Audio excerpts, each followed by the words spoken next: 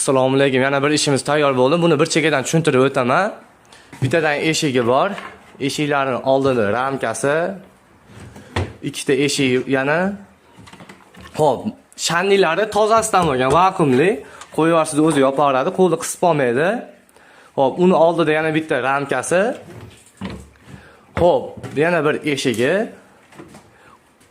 Xo'p, buni tomi, muhimi tomi qalindan bo'lgan, yaxshisidan bo'lgan, suv tegsa ishmaydi.